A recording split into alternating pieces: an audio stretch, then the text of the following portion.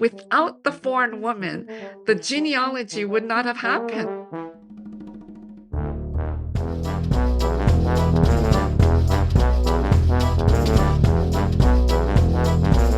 You're listening to Good Faith Weekly. I'm Mitch Randall. And I'm Missy Randall. We're here each week exploring the intersection of faith and culture. We find people who stand up, speak out, and step forward for inclusion, freedom, and justice for all. It's time for Good Faith Weekly. Brought to you by Good Faith Media. Welcome to Good Faith Weekly. On this episode, Missy and I are going to catch up, talk a little bit about what today is, and then later on the pod, we sit down with two of our favorite guests, Grace Ji-Sung Kim and Susan Shaw. They've got a brand new book out titled Feminist Theologies, The Basics. It's a great pod, so stay tuned.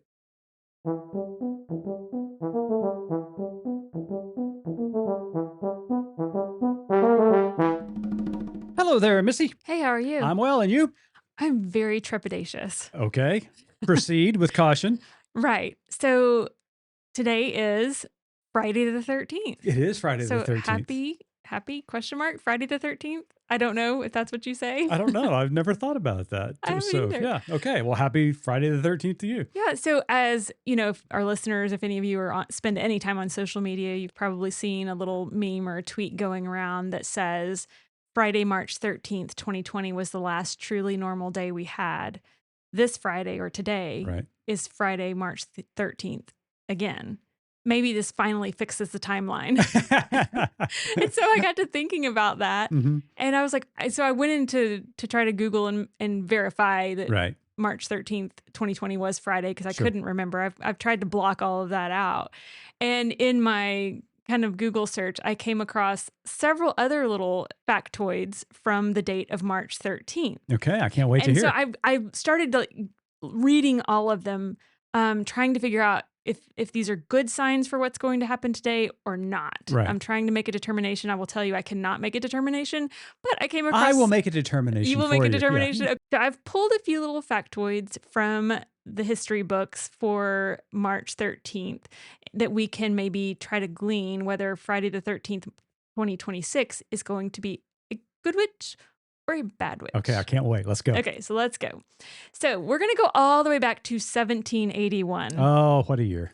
Right. As you will remember, this is the year that astronomer William Herschel discovered, any guesses? I have no idea. Uranus. Wow, junior high humor. Love it. It never gets old, right? In 1852, Uncle Sam makes his debut as a cartoon figure in the New York Lantern Weekly. How about that? On March 13th, yes. So again, March 13th, 1862, 10 years later, the U.S. Congress passes an act prohibiting the return of slaves, nullifying the Fugitive Slave Act of 1850. Okay. So I would consider that, a positive in a really horrible overall situation. Yeah. In 1941, Hitler ordered the invasion of the Soviet Union. That was a fatal flaw. Yeah. For him. Right. Yeah, it helped, the Allied forces, but yeah, for I was going to say, Germany. You're more familiar with the specifics of that history. He created a two-front war when he made that decision, splitting his troops, and really cost him the war. Okay, yeah. In 1951, so 10 years later on March 13th, Dennis the Menace debuted. Dennis the Menace. Do you remember reading that in the Sunday paper? I do. I loved Dennis the Menace. Great. Did you? I did too. I missed that. We need to get the paper again so All we can right. read the funnies. Yeah. So in 1957, the FBI arrests Jimmy Hoffa on bribery charges. Wow. Right? Yeah, tough day for Jimmy. Right? Gets worse. But right. Then in 1985, Mikhail Gorbachev becomes the leader of the Soviet Union. How about that? Kind of an important moment in history. Absolutely. In 2013, Cardinal Jorge Mario Bergoglio of Argentina is elected Pope Francis, becoming the first pope from the Americas. That was a good day. Right, which I think was interesting in light of the most recent election of a pope we've had where we were, everybody in the United States was, the first pope, American pope. Yeah, so like, I found that. South America says, hold on a second. Wait a minute. I'd like a word. Yes. And then, of course, in 2020, on Friday, the 13th, 2020, President Donald Trump officially declared COVID-19 outbreak in the United States as a national emergency. Jeez. So I Seems so don't long ago. know what to glean from those little historical facts Right. about whether to expect, this Friday the 13th or March 13th in general to be a hopeful day or not. Yeah. But I'm not going to lie, I'm a little bit nervous A little about bit it. I'm kind of nervous. dreading Yeah. in light of world events, which I know you'll want to talk about. Yeah. But I will also say that I found out in my Googling that March 13th is National Good Samaritan Day. How about that? So, what are you going to be doing today to be a good Samaritan? Oh, I don't have to participate. I don't You just observe. observe. I know I don't observe this Oh, holiday. okay. I'm just passing it along for Oh, anyone else's gotcha. information in case Okay. you want to Okay. participate. Well, then I will participate for both of us. I do, however, for all of you math nerds out there, I do celebrate tomorrow, which is March 14th, and it is of course Pi Day. Oh, yes. So It is. Pi Day falling on a Saturday is perfect. That is So I hope perfect. everyone gets out and gets themselves a slice of pie Absolutely. and is able to either celebrate Hmm. what is forthcoming today on Friday the 13th, or maybe mourn a little bit and begin recovering. Yeah, So, absolutely. anyways, And we'll get back to the audience next week, whether this day turned out okay or not. So, right. so we'll see how it goes. So, yes, lots going on in the world. As our listeners know, there is a little war going on, even though this administration doesn't like to use the term war, Missy. But that's exactly what it is. Well, they use it and then pull back from it. I don't really Yeah, I'm a understand little what they're doing. confused about the semantics of this Yeah, particular, I don't know, operation or particular, but it doesn't it matter. doesn't I matter. When mean, bombs drop, tragedies, yeah, it's a people are war. dying. It's horrific. Yeah, there's a lot going on. Obviously, the United States has joined with the state of Israel to begin bombing Iran. That began a couple of weeks ago. It continues to intensify. Iran has responded by attacking countries around them. And then the war continues to escalate. And as of this recording, we know that Israel is now bombing Lebanon, Beirut in particular, which has a personal concern for us because, as our listeners know, I had the privilege of going to Beirut with our good friend of the pod and Good Faith Media, Imam Imad Enchansi, who is a Palestinian refugee who grew up in Beirut. So I had a chance to go over there for about a week, spend some time with his family, and his family lives on the south side of Beirut. And so I've been really concerned about them because of the bombing that is taking place. But this continues to escalate. And I know our listeners are probably filling up their car for the weekend to go traveling somewhere, and gas prices are through the roof. That's because Iran has shut down the Strait of Hormuz. That is the largest strait that brings oil tankers around the world. And so it's completely shut down. The New York Times reported this week that this is the largest stop of oil production that the world has ever seen. So prices are going to continue to go up. And this is just becoming more and more of a quagmire. But here's what I really want to talk about. And I'm going to spend hopefully just a brief moment talking about this. But there is speculation that internally that Secretary of Defense Pete Hegseth and others have been using the language of right-wing evangelicals Mhm. talking about the bringing or the ushering in of Armageddon, Right. which is this horrible malpractice of eschatology of bringing the world to an end. They really believe, and I've been saying this for a decade. You've been in rooms where I've said Right. it and people looked at me weird, that they really believe they can usher in the second coming of Jesus Christ. Mhm. That will allow them to rule for 1,000 years. This is their interpretation of Scripture. It is a misinterpretation of Scripture. It's totally taken out of context. It is made up. Began years ago, became very popular with the late great Planet Earth by Hal Lindsey, then gained incredible momentum with the Left Behind series. It Mhm. is this premillennial eschatology that is absolutely absurd and has no place in the Christian faith. But this is what they believe. Or the government or world 100%. Yeah, socio-political. even more so Yeah, the I was latter. gonna say. Yeah. Yeah. I mean, my thought is that yes, people in power now, like you said, Hegseth, they're jumping on this language because it works for them right now, Yeah. and they're it feels like they're enjoying it, because again, this is kind of the macho we're gonna dominate. It's just it's so disconcerting It is for me. so disconcerting. And so, this blind support of the state of Israel continues. It's always bothered me. This is nothing to do with the Jewish faith or the Jewish people. It has to do with the state of Israel. In particular, this has to do with the Israeli Prime Minister, Benjamin Netanyahu, and his policies of trying to maintain and consolidate his power in the state of Israel and using war to do that. Same thing here in the United States with Donald Trump. This is terrifying. It is outrageous, and the American people need to stand up and say no more. The good news is a majority of the United States citizens disagree with this war, but right now it's just disagreement. There's a No Kings Saturday coming up here pretty soon. We need the streets flooded. We do. Saying not only no kings, but no wars. So no kings, no wars. That's what we need in the upcoming weeks, because this is going to continue to escalate if the American people do not stand up to this administration and say no kings, no war. Right. And if you, as I mentioned earlier, if you're on social media, in particular TikTok or Instagram Reels, that's where a lot of this kind of ideology that you're talking about is being spread around in videos of people. I mean, all the ones I've seen, all white, who are gleeful at what is happening because they feel like this is ushering in, the rapture or Armageddon, whatever. Which again, and I want to make certain that people know this. That is a false doctrine. It is a false teaching. It's heretical. It has nothing to do with what the Bible has to say about end times. It has everything to do with a political opportunist trying to make play to gain more and more power. Right. Like you've said before, there's a lot of mythology within it, but it is terrifying. And it's so, I don't know. I just don't even know how to process someone who is gleeful at the suffering and destruction of, a girls' school. A girls' school. I mean, which the United States this week admitted that it was on their target list. Now, what they're saying is that they had false information, but it wasn't a mistake. It wasn't a missile that, veered off. They targeted that school. Now they're saying, well, that was misintelligence. Well, it's almost like they've got my Google skills.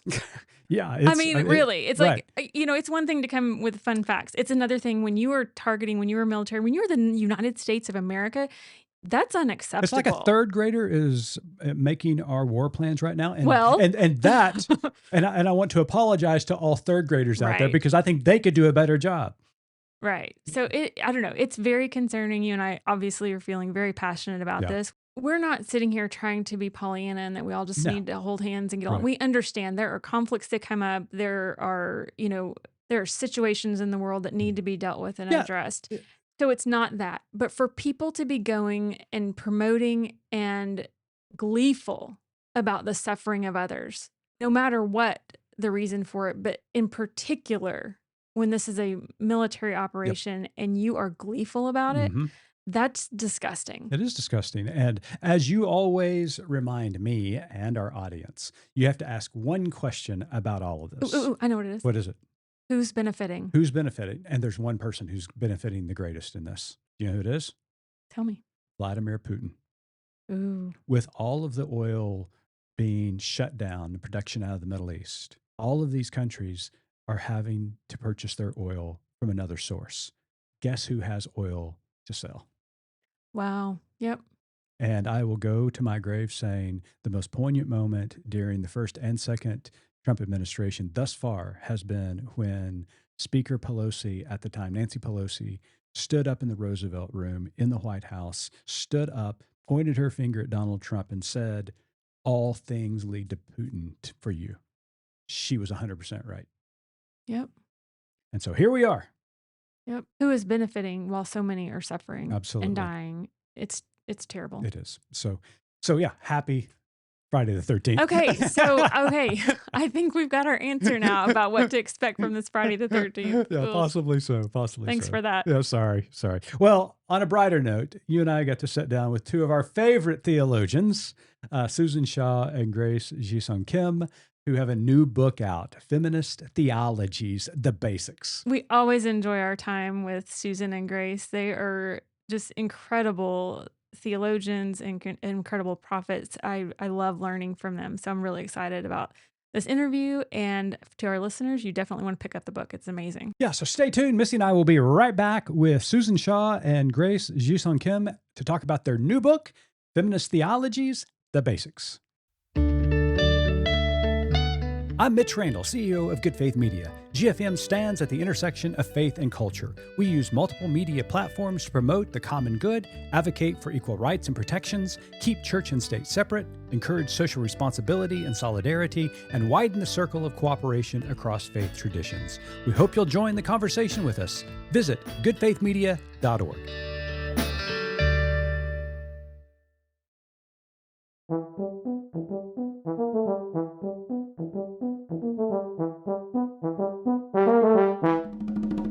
Welcome back to Good Faith Weekly. On this episode, we've got two very special guests with us. Grace Jison Kim is a Korean-American theologian and professor of theology at Earlham School of Religion. Susan Shaw is professor emeritus of women and gender and sexuality studies at Oregon State University. Their newest book is Feminist Theologies, The Basics, and can be purchased wherever you get your reading materials. Grace and Susan, welcome back to Good Faith Weekly. Thank you so much for having us back. It's always a joy to be back, and especially with Susan. So thank you so much, Mitch and Missy, for inviting us back. Yeah, it's really great to be back, to see both of you again, and to see Grace. Since we live on opposite sides of the country, we don't see each other a lot. So Yeah, it's we were kind of mostly joking virtual. before we hit record that you all write together, but you very seldom share space together. So Yeah. But now that she's retired, she may visit me. So we're gonna try to work that out. Yeah. Absolutely. Just for fun, no more. Just Love it. every time we met, it was for work. Right. Well, both of you, congratulations on another book. I feel like you're on a quest to disprove the fact that group projects are always miserable. So congratulations on making it through another one together. I want to start with the reasons for writing it. You point out during the first few centuries of the church, women comprised a majority of the Christian movement during the Roman Empire. However, something happened that moved women out of positions of leadership and influence. So, Susan, we'll start with you. Tell me what happened, because it's almost like someone rewrote, or rather reinterpreted, the narrative. Yeah, and Grace can probably give you more details, but as institutions institutionalize, so you have a good idea, you have an exciting movement, things are happening, and often in those moments, people who are marginalized will have more opportunity, more power, more position. But as things become institutionalized, as they do in order to sustain the movement, then typically those who have social power consolidate more power within the institution. That's certainly what happened with the early Christian movement. So the early Christian movement was incredibly attractive to diverse people, to people who had less social power under the empire. And yet then as it moved into the empire and into social and political power, it became institutionalized. And so women, people who were poor, people who were on the margins were pushed further and further out of Christian leadership. Yeah, and just to add, we sometimes forget that Jesus had a lot of women around him as disciples.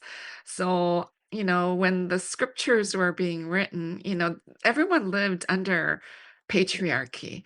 So you're not going to name some of the women, or if you name them, that many of them are nameless. Right. So we just think, oh, it was just the 12 men. But no, there were other women who were with Jesus who financially supported him and helped him and was with him. So we kind of forget that. And even with the Easter story, we sometimes forget that it was the woman who were not afraid. The men were afraid, and they were kind of locked up in their room because they thought, oh, the Roman Empire is going to come after them. The women were not afraid. They were at the crucifixion. They were there when Jesus was dying on the cross. And then they came back to, pour oil and spices on him. And they were the first to see the risen Christ. They were the first to be the apostles, to share the good news with the men. So we kind of forget this. And so that's why it's so important to do feminist theology, to understand that the women were there, but under patriarchy, as Susan has mentioned, in the institution of a religion, you push people to the margins. And so women were pushed to the margins and their stories were not told or recorded.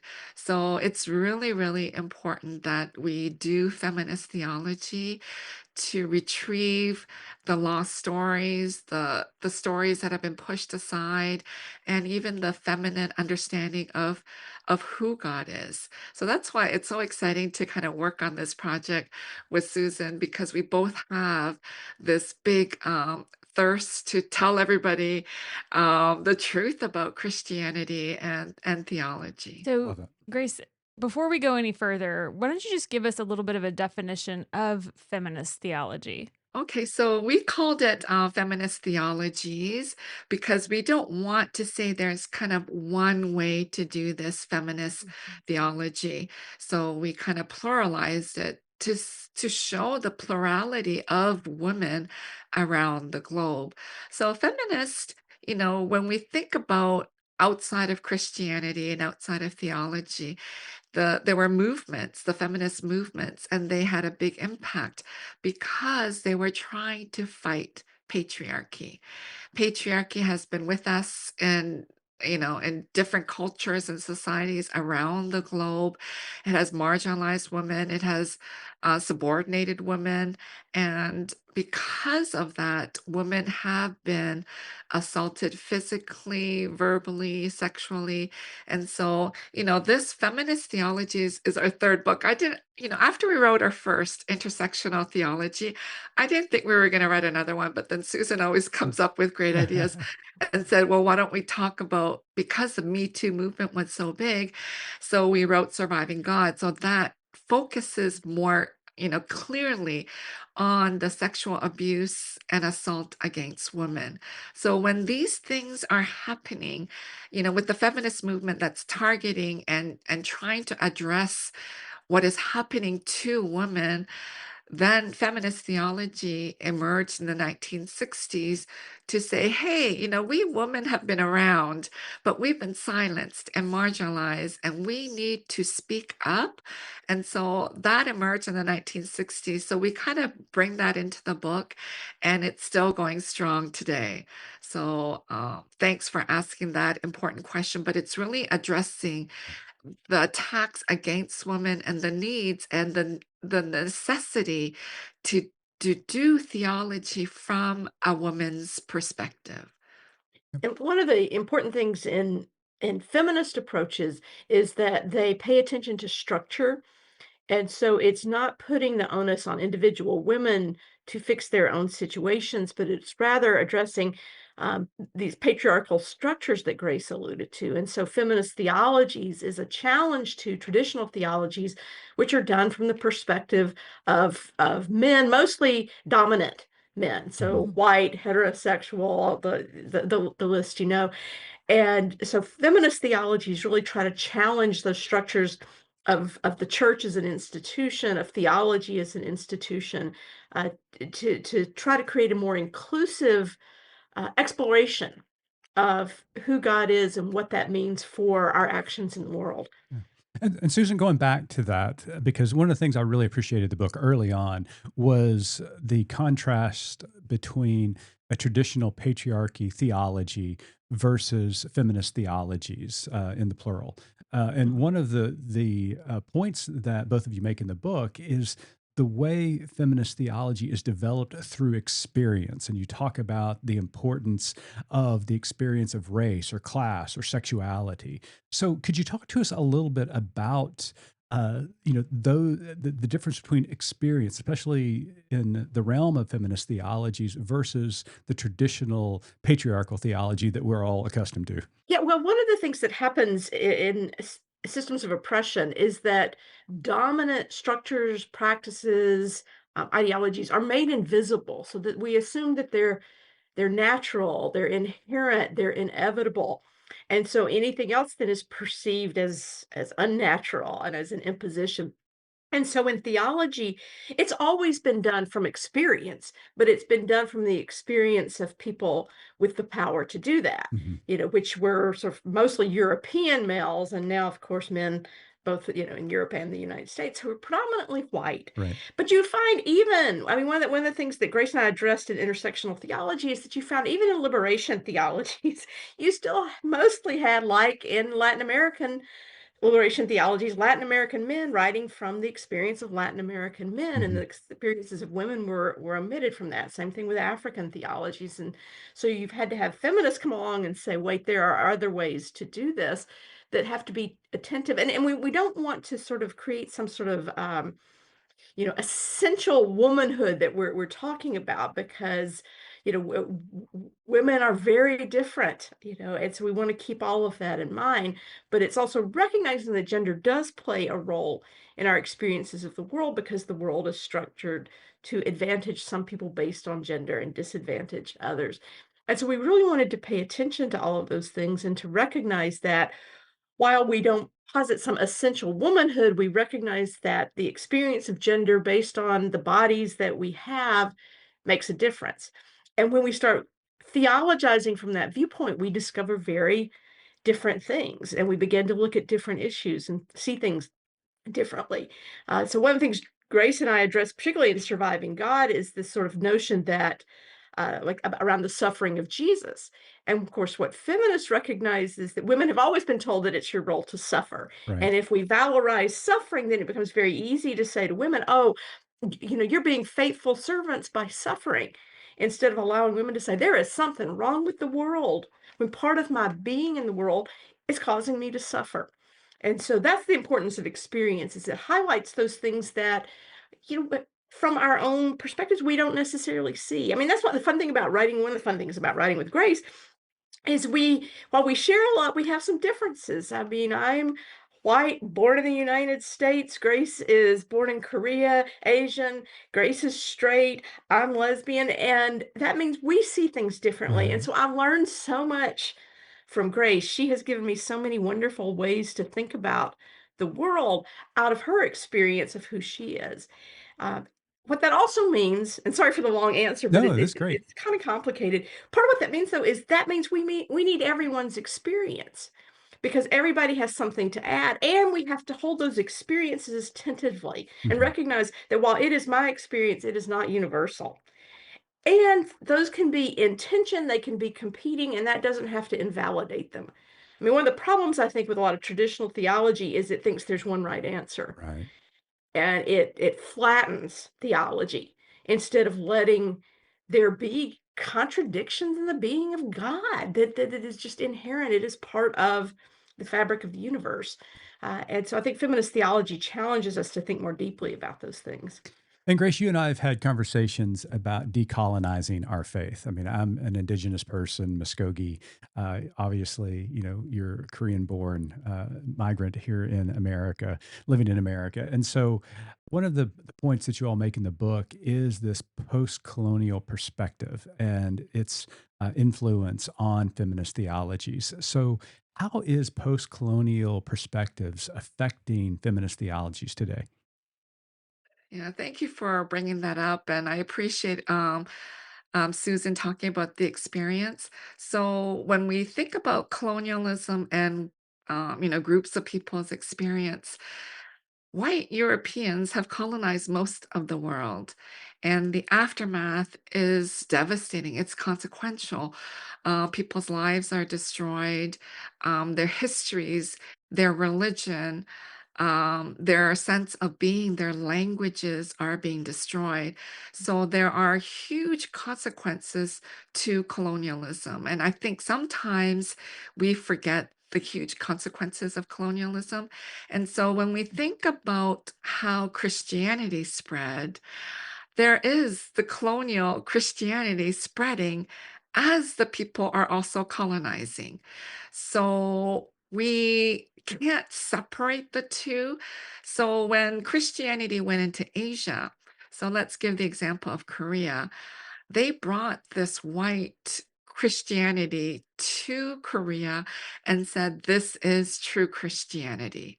And so, in that sense, you are colonizing their minds or our minds and our ways of understanding who God is. And that led me to write about, when God became white, because you see this throughout Christian history.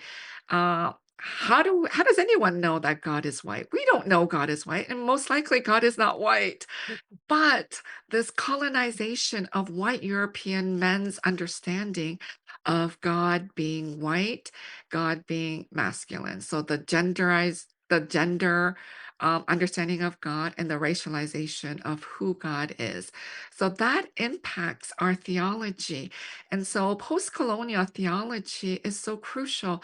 It really emerged with post-colonial biblical studies because when you study the Hebrew Bible and the New Testament, you recognize a colonization that has been happening by other groups of people uh, on the Israelites. And, you know, Christianity emerged under the Roman Empire. Mhm. And so, the whole Roman Empire had so much impact because of their, Greco-Roman philosophy of how we even understand who God is, who Jesus is, this dualism. It's impacted. So if Christianity emerged in Africa or in Korea or in India, it would have been a different understanding of who God is and what Christianity is. So we understand the huge impact of colonialism. And so with that understanding, we want to decolonize Christianity, decolonize how we read scripture. So that's where, the post-colonial feminist theology emerged. And for me, one of the big impacts of post-colonial feminist theology is this concept of hybridity. Susan mentioned earlier that, Christianity or theology wanted to be so clear cut, so not messy, that it is this one way of doing theology. But post colonial theology, feminist theology is saying, no, it can be messy. There is this notion of hybridity, this mixing. It doesn't have to be this white male European way. There are different ways because God is so big. How can you just say it's this one lens? Right. We need to listen to Native American spirituality and Native American voices and Native American feminist voices to help us understand who God is and bring in all this discourse. It's a mixing, it's coming together, which then enriches our and deepens our understanding of who God is, bringing all of our experiences. We know that women fill the pews way more than men today. So if we're going to eliminate women's voices, eliminate the colonized women's voices, then that is a huge problem in the church and in theology. So that's why we kind of introduce different theologies here, and post-colonial feminist theology is one of Well them. said. Yeah. So, okay, I love talking about the concepts, but I want to zoom way in for a minute, Going because in the weeds, aren't we? it's my show and I have the questions, so I get to make that decision.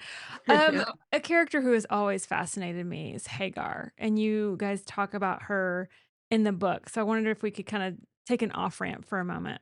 The older I get, the more bitter I become about how she's been portrayed, how she's been taught. And you write about how typical methods of interpreting scripture have created barriers to understanding her. So I wondered if you would unpack that a little bit just for my own personal enjoyment, because, like I said, she's just a character that's always fascinated me. Okay, well, I can I'll jump in with that one to start with. Well, yeah, because we have this sort of sense that somehow, Hagar's basically a prop in the story Hmm. when people do traditional biblical interpretation. She just moves the story along. That she becomes just one more challenge to things working out the way they're supposed to, right? And then somehow, her son is the problem. And of course, in modern evangelical thought, and there we have the Middle East, and it's all because of the, bloody Hagar. Right. Um, and the truth of the matter is that this was a woman who was enslaved. And what we know about enslaved people is they can't consent, and so and traditional theologians, male theologians will say, yes, but it was the times and blah, blah, blah, blah. But if you think about it from the interior, from the experience, I don't care if it was the times. I don't imagine any woman alive would have wanted a man forcing himself upon her just because she was in the position of being enslaved. Right. And I'm sure this may sound really radical to some people, but it's the truth of the matter is that she could not have consented to that relationship. And so we can reflect on what that must have meant for her as a woman. Well, then, of course, as we know, women are complicit in their own oppression and women are complicit in patriarchy. And so you have Sarah participating in this by targeting her. Now, do we what really went on, we don't know. Again, this is probably a story that was handed down mostly through men's visions, and Mhm. so who knows? One of the activities I often have my students do when I teach this stuff was to tell the stories from the perspectives of women, and they would come up with great things where these women could become allies of each other as another way to look at the story.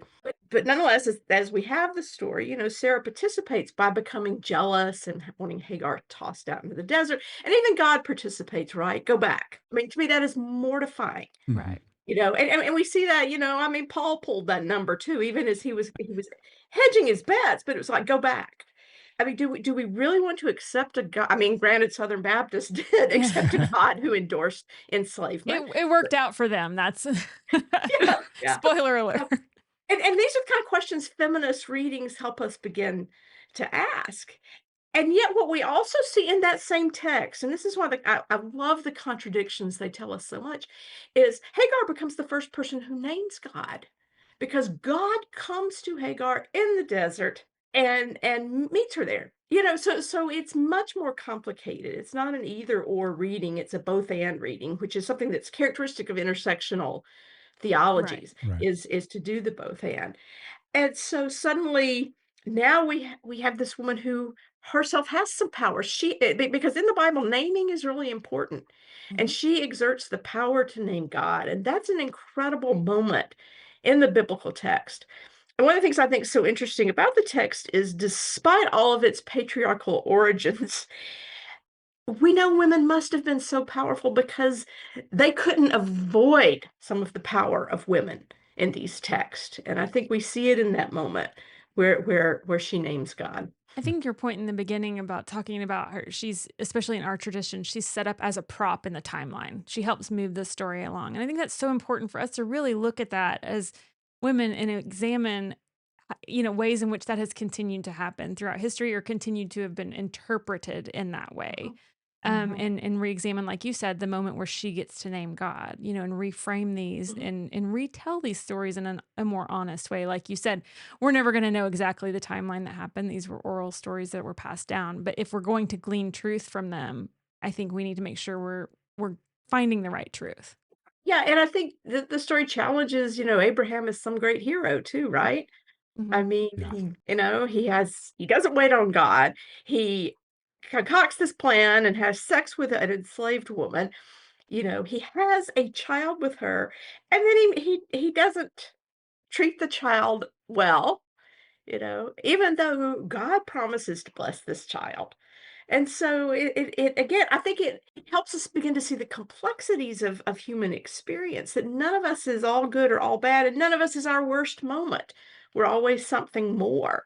But you don't get that when you read the story with Hagar just as a prop on the way to the nation of Israel.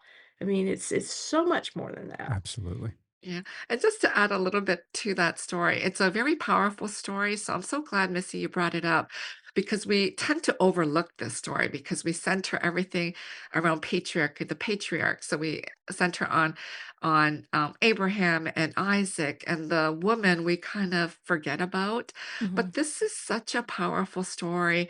And the corollary between sometimes see between Abraham and David, we uplift them, but they were very sinful people.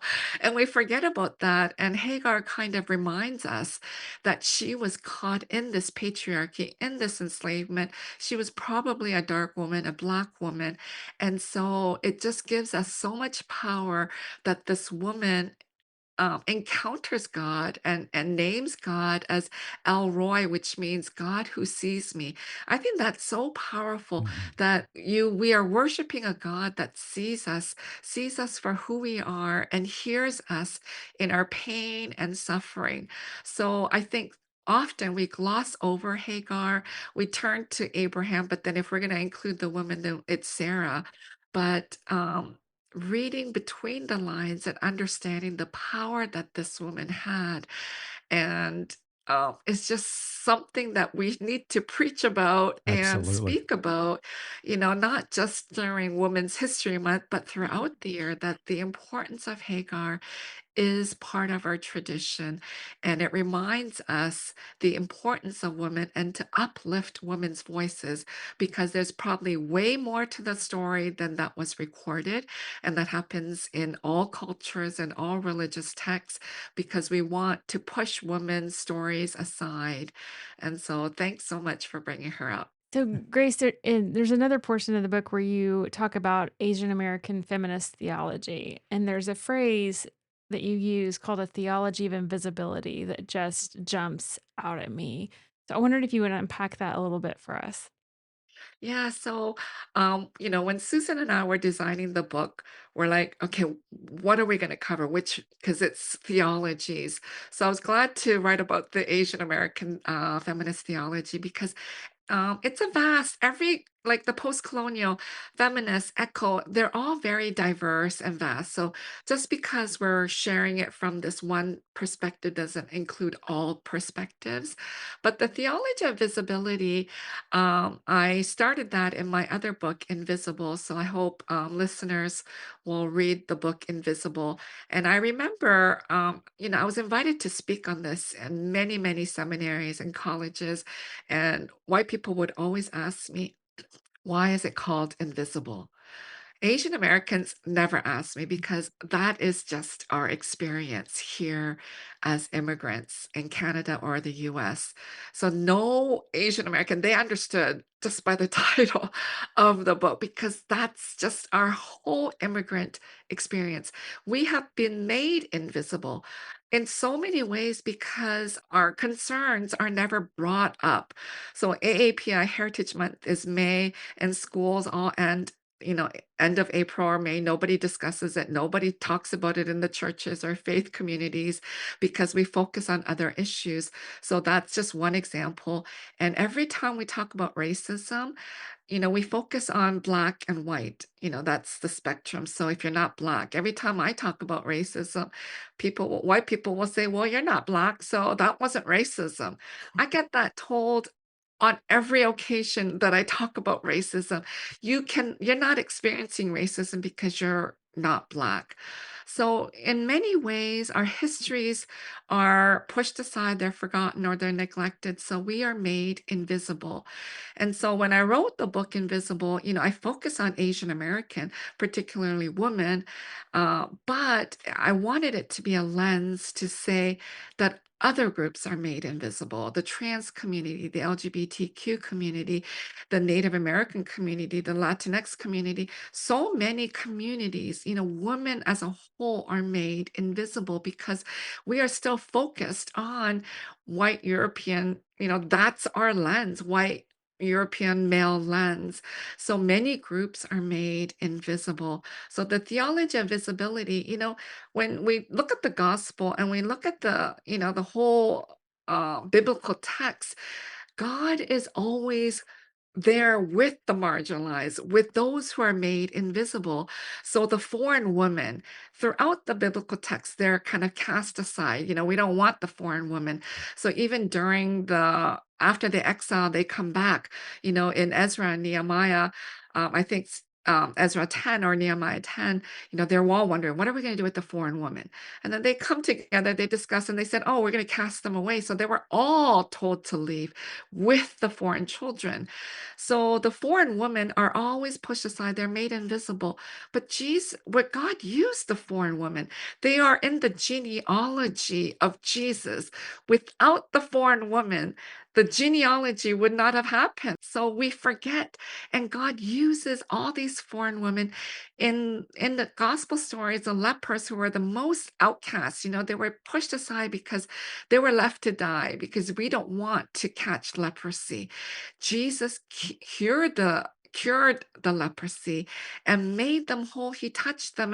And so you see the story of the Samaritan woman, the cast, nobody wanted to be with the Samaritans, let alone women. So even that story. So the stories go on and on. So in the theology of visibility, I introduced four terms, and I can't go into that because it's too long. But just to name them, I use Han, Chong, Uri, and Chi to kind of develop this theology of visibility. So I hope people Yeah. will read Feminist Theologies to get into that deeper, and then my previous one, Invisible. Okay, Susan, there was a sentence in the book, and I don't know if you wrote it or if Grace wrote it, but when I read this sentence, I highlighted it, then I stopped, read it again, then got a red pen out, underlined it, and then read it again, and then put a star by it after I read it a third time. And it's this sentence, and I want to read it to you. Womenist theologies are grounded in truth telling and justice, and in the belief, and here's what really got me, that survival is sacred, resistance is holy, and liberation is necessary. In that phrase, it for me captured the struggling narrative of the marginalized and really capitulated feminist theology and its development throughout the ages. So, could you talk to us a little bit about that phraseology? The survival is sacred, resistance is holy, and liberation is necessary. I just thought that was brilliant. Yeah, I think Grace probably wrote that sentence. Grace. Um, yeah, because well, I mean, one of the things, particularly in womanist theology, Mhm. I mean, survival is denied to oppressed people, but particularly in the history of this country, again, Black women have had very particular experiences of marginalization, oppression, violence, and death, and then that continues. And so simply surviving becomes a way of resisting and a way of embracing one's own holiness and one's own being created in the image of God. Mhm. And fighting back against that then is claiming that ability to name oneself as an equal child of God. And so for oppressed people, that becomes very powerful because part of what oppression tells us is you are not of value. And as those sort of intersections pile up, people get told that you are of less and less value. And I would think about what Grace just said about, foreign women being told to leave and take their children. It's like, oh my God, the more things change, the more they stay the same, Right. right? Yeah. And so I think that this book speaks to the moment that we're in, if you don't mind me getting a bit political here. Um, you know, we are in a moment where oppressed people need to claim their right to survive, to live, to thrive, to have equal access to opportunities and to resources. And I tell you what, the church is in crisis, and I mean the left and the right. Mhm. The left is not doing a good job. If you looked at the data from was it Ryan Burr's Pew Center? Anyway, um, every church, every denomination in this country, except for the Episcopalians, and it was only them by 54%, voted for the current administration. Something's wrong with the church. And this idea that marginalized people deserve the right to live is at the core of that. And how the church votes against the rights of people to live, to survive, to thrive, and to have resources and opportunities is beyond me. And so I don't think the church, left or right now, is being the church very much. I think there are people, Yeah. but not the institution. And I think this sentence is one every institutional church needs to plaster on its door and start living by because they ain't doing it right now. And if you need to edit this out, that's fine because I don't want to get y'all No, in I'm about to trouble I'm about to because I'm I'm furious. about to take an offering up, Susan. You go Absolutely. go ahead. Amen, Susan. No, I mean this it changed my life. Yeah. To be real honest with you, that election did because I realized the church is fundamentally broken and something else needs to arise Mhm. because what we've got isn't cutting it. And so I think the people who are being faithful to the calling of the gospel need to do something big because what we have now obviously is not working. Mm. To claim to be Christian and then to vote for what we're watching right now with ICE and with this war and with the mistreatment of every kind of diverse people, particularly trans people who Mhm. are hurting no one, who are not on Epstein Island raping children, Right. means something is fundamentally wrong with the way the church has understood Jesus. Because Jesus would have none of this. And I don't often make too many universal and declarative statements, but I'll make that one. There is nothing Christ-like in what's going on, and I think that's what this sentence gets at. And I Amen. will stop Amen. preaching now, and feel free to edit No, no, if you that need was to. terrific. Thank you I so think much. that's a great way to put a period on Yeah, this. For absolutely. sure. Absolutely. Well, Grace and Susan, thank you so much for joining us again. The book is titled Feminist Theologies, The Basics. You want to make certain to pick it up today after you listen to this pod. Well, thank you for being with us today, but you know what's coming. We've got one last question for each of you. Missy has the honor of asking it, so I'm going to throw it to her. All right. So, as you both know, our tagline at Good Faith Media is There's More to Tell. So, in light of your work and our conversation today, Susan, we'll start with you. What is your more to tell? Well, given that tirade, retirement came at a really good time for me. So what I would say is retire as soon as you can. I highly recommend it, because it's a pretty darn good life when you don't have to get up and go to work in the morning, especially when your work has been this stuff for Yeah. 40 Right. years. It's kind of nice. I think in the cause of justice, sometimes you have to give yourself a little vacation too, lest you become what you heard from me earlier, and that becomes all of who you So, are. So retirement is good for mental health, is what I'm hearing. absolutely, absolutely. All right, Grace, how about you? What is your more to tell? There's so much more to tell, but I just want to say, women friends are important. And, people always need female friends. And I'm just so glad that Susan is such a great friend. She's not just a co author with me on three fabulous books, but I've learned so much from Susan, and she continues to inspire me and support me. And that's so rare Mm. in life. And I'm always so grateful for Susan. So I hope she continues to enjoy her retirement. Something for me to look forward to. May take it sooner than later. Ditto, Grace, ditto. Well, that is a great way to wrap it up. Again, thank you both for joining us. And again, the book is titled Feminist Theologies, The Basic. Make certain you pick it up wherever you get your reading materials. Thank you both for being on Good Faith Weekly. Thank Thank you. you so much for having us. It's a joy to be with you. And to our audience, we want to thank you for tuning in once again. And Missy and I will be back next week with another guest. And until then, keep living good faith.